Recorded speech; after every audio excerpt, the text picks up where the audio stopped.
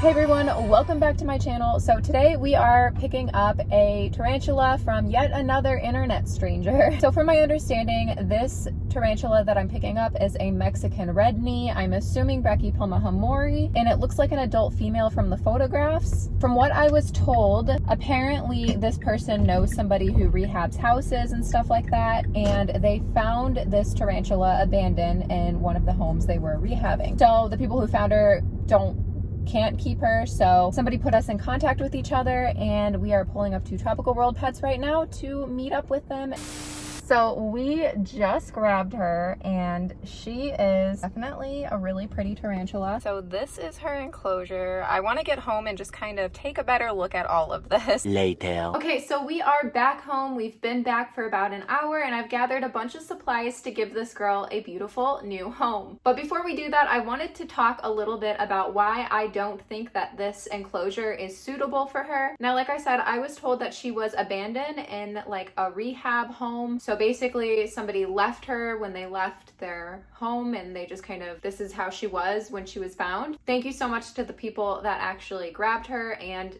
found someone to give her to. It's really like awesome that somebody went out of their way for a spider to actually find like a tarantula person. So aside from the owner abandoning her, I don't think the owner really knew much about keeping tarantulas, and I'm going to be as nice as possible, but there's a few things that I think are really big mistakes that they made. So the first thing I want to talk about is the size of this enclosure. This enclosure is huge. It's a 10-gallon. Now, I'm not saying you can't keep a larger tarantula in a 10-gallon. There's definitely some species that get pretty large that would probably do great in a 10-gallon. But this girl does not really need a 10-gallon. So I'm going to be rehousing her into a critter keeper. I also noticed that a lot of people have asked me why I keep my tarantulas in small enclosures. So let me touch on that really quickly. The reason why we don't keep tarantulas in big enclosures is because they're opportunistic animals. In the wild, they find a place to make a burrow, and then they stay in that burrow unless they are hungry or looking for a mate. So when you have a 10-gallon enclosure like this, typically they'll make a burrow in a corner and pretty much never go out of the burrow. It's just a lot of wasted space. I mean, if you want to keep them in a big enclosure, that's totally fine. But personally, I just see it as like a waste of space. So I usually keep them in more appropriate, smaller sized enclosures. Personally, I think that's more preference, and I think it's better to go bigger than smaller. However, let's talk about another major problem I have with this enclosure. The amount of substrate is embarrassing. This tarantula has barely an inch of substrate. Like, it's just enough to cover the bottom of the enclosure. If I were keeping this tarantula in a 10-gallon enclosure, or any tarantula, I would put the dirt at least halfway up, because this is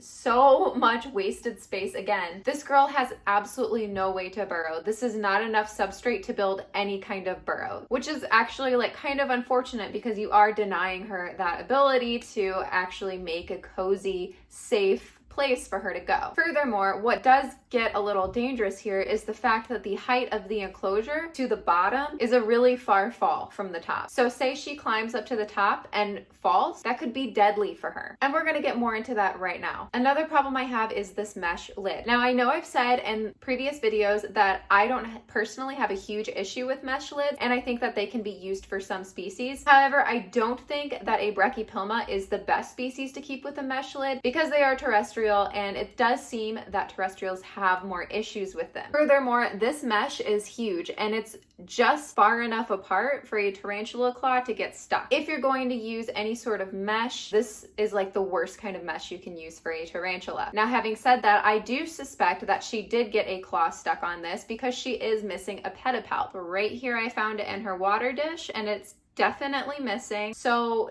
did she get stuck in the mesh? I don't know, but I can say that she probably lost this pedipalp due to bad husbandry. And finally, another issue I have with this enclosure, I don't know what this is, but it's called a bug box, and it says crickets to go. I don't know what is in here, but it sounds like a bunch of dead crickets, and it kind of smells like it too. And you place it in the vivarium and they come out. So this is just a terrible idea on so many levels, to leave crickets in with your tarantula. It's honestly a surprise that she's lived to tell the tale, because if you keep crickets in your enclosure all the time, that is a huge huge risk for the crickets to eat your tarantula when they're molting. Not only that, crickets bite. If your tarantula does not eat a cricket within 24 hours, you want to remove the cricket. And you especially want to keep crickets away from a tarantula in pre-molt or a tarantula that just molted, because crickets will eat your tarantula. So I'm honestly shook. Okay, let's stop talking and let's just rehouse this girl now. All right. So we have a brand new critter keeper just for this girl, and we are generously going to fill this up with jungle mix.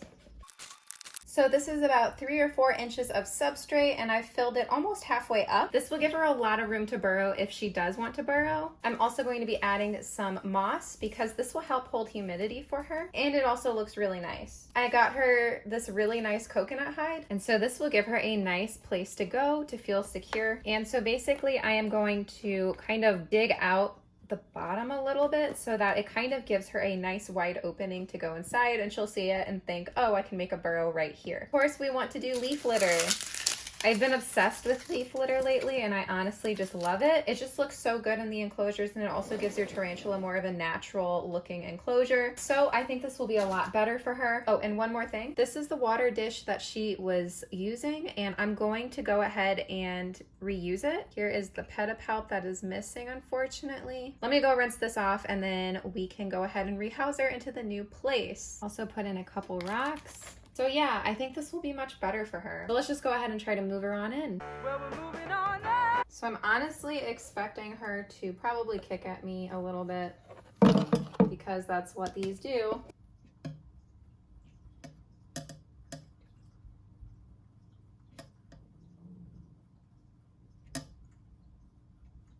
Wow, she's surprisingly really chill.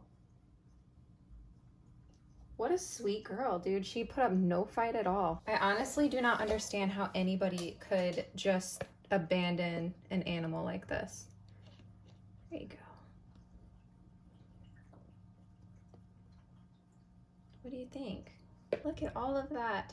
You can go in there and hide. So yeah, this is her new enclosure. I think that this is much more suitable. She has a lot of dirt so that she can burrow. She has this coconut hide that she can actually fit in. I don't think she could fit in the other hide that they had. So I'm hoping that she can go inside of it and web it up a little bit and feel more secure in her new surroundings. I think her next molt, we're gonna have to size up because I did underestimate how large she really is, but this is totally fine. I would feed her, but honestly, with some of my more shy tarantulas, especially when I put them in a new environment, they usually are afraid of their food. So I'm gonna give her a few days just to adjust. Now, you definitely don't need to wait when you rehouse a tarantula. Normally you can feed them right away, and normally I do too, but I just personally think that it'd be better for me to wait a few days. Plus, she looks well fed anyway, so I'm not too worried about her eating. The only thing that does worry me is the fact that she only has one pedipalp, but I think as long as I injure the food before I give it to her, it'll be slow enough for her to be able to catch it and feed herself, or at least that's what we're hoping. But yeah, she's so sweet. I can't believe anybody would leave her behind. Like, how could you leave this beautiful girl behind? She's so beautiful and sweet. She didn't even try kicking hair on me. I bet I could even pick her up if I wanted, but I'm gonna not do that today.